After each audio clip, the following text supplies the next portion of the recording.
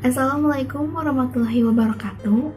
Kami dari kelompok 2 akan mempresentasikan mengenai spesifikasi kebutuhan perangkat lunak dari aplikasi kami, yaitu aplikasi manajemen SPP. Sebelumnya, perkenalkan anggota dari kelompok 2 yaitu ada Davin Rizkullah, ada Zafran Al-Fajar, dan terakhir ada saya Narisa Arfiana.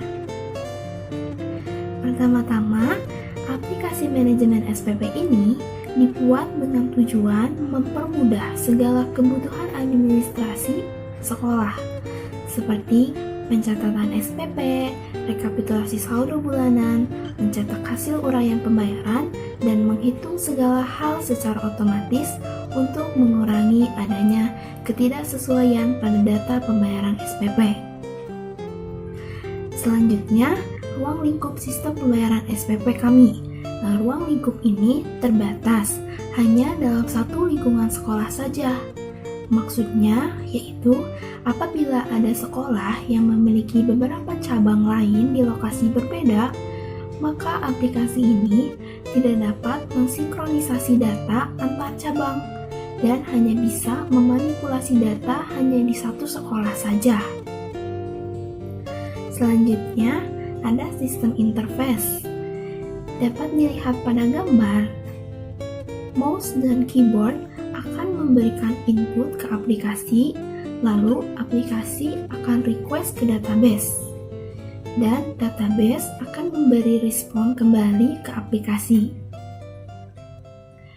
Lalu, setelah sistem interface, sekarang ada user interface atau bentuk tampilan dari aplikasi kami. Nah, yang pertama ini ada tampilan dari menu utama aplikasi manajemen SPP kami. Dapat dilihat dalam menu utama ini menampilkan uraian pembayaran seperti penerimaan, pengeluaran, dan total saldo. Selanjutnya adalah menu pengeluaran, di mana pada menu ini terdapat sebuah jurnal pengeluaran yang terdiri dari tanggal dan juga uraian pengeluaran, akun yang melakukan pengeluaran, quantity, nilai, dan juga jumlah dari pengeluarannya. Serta kita bisa melakukan save untuk menyimpan data yang sudah kita masukkan.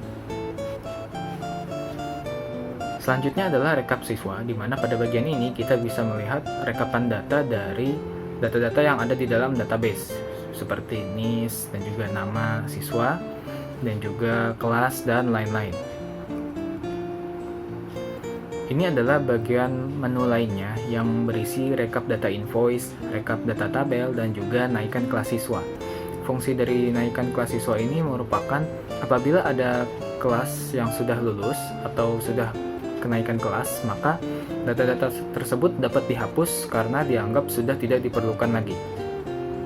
Kemudian ada software interface yang digunakan, yaitu sistem operasinya Windows 10, Microsoft Excel, dan juga Visual Basic. Untuk hardware interface-nya adalah komputer dengan memori minimal 512 MB. Kita berlanjut ke fungsi produk, yaitu hal-hal yang dapat dilakukan oleh produk ini. Yang pertama adalah melakukan login, yaitu memasukkan username dan juga password untuk melakukan validasi apakah orang yang mengakses memiliki hak untuk menggunakan aplikasi ini. Kemudian ada memasukkan data, yaitu fungsi untuk memasukkan data baru ke dalam database. Ada mengubah data untuk mengubah data yang sudah ada, misalkan kita mau melakukan update apabila ada siswa yang melakukan sebuah perubahan. Ada juga menghapus data apabila sebuah siswa ada yang keluar sekolah atau mungkin ada kenaikan kelas, maka kita bisa menghapus data. Kemudian ada mencari data untuk mencari sebuah siswa tertentu yang ingin melakukan perubahan. Kemudian ada melihat rekap, yaitu untuk rekapitulasi bulanan dari pembayaran SPP. Kemudian bisa melihat saldo akun dari siswa.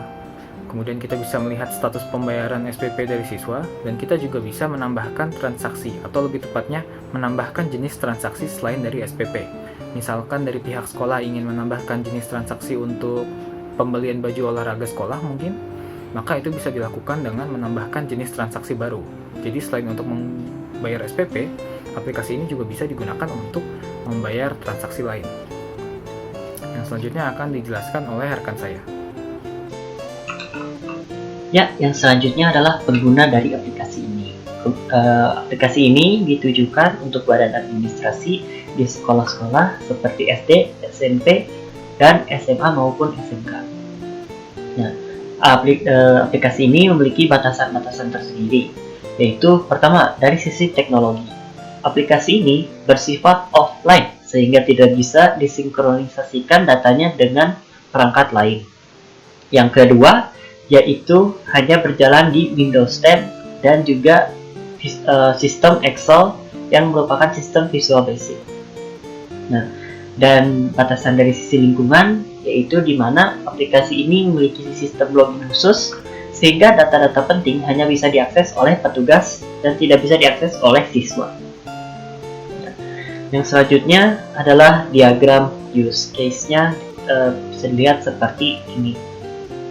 Nah, bisa dilihat bahwa semua aktor memiliki fitur login pengecualian siswa, di mana siswa hanya bisa melihat status pembayaran siswa tersebut.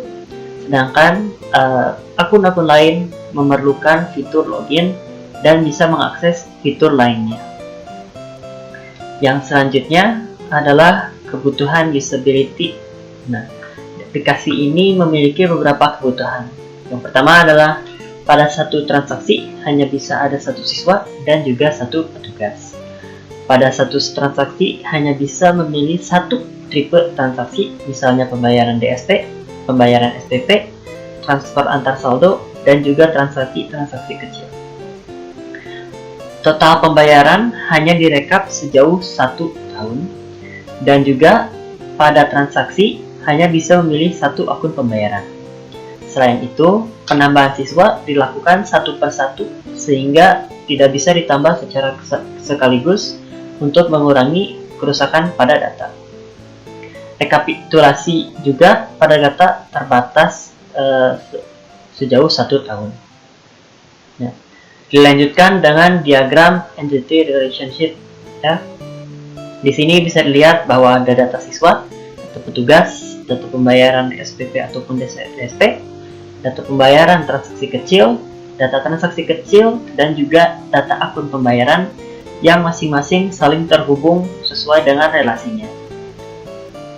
Yang selanjutnya adalah kebutuhan performa yang dimiliki oleh aplikasi ini. Jumlah transaksi terbatas sebanyak 1 per menit. Hal ini disiapkan untuk menghindari terlalu banyak data yang masuk kepada database. Yang kedua, transaksi akan diproses dalam waktu 10 detik, sehingga ketika operator telah melakukan transaksi, maka dibutuhkan waktu untuk menunggu sebelum melakukan transaksi selanjutnya. Operator wajib menunggu pesan berhasil ketika melakukan transaksi atau penambahan data. Jika tidak ada pesan tersebut dalam 30 detik, maka menandakan ada permasalahan pada sistemnya. Komputer yang menggunakan aplikasi kami wajib memiliki RAM sebanyak 500 MB ketika aplikasi berjalan untuk menghindari gagalnya transaksi. Mungkin sekian dari kelompok kami. Terima kasih atas perhatiannya. Assalamualaikum warahmatullahi wabarakatuh.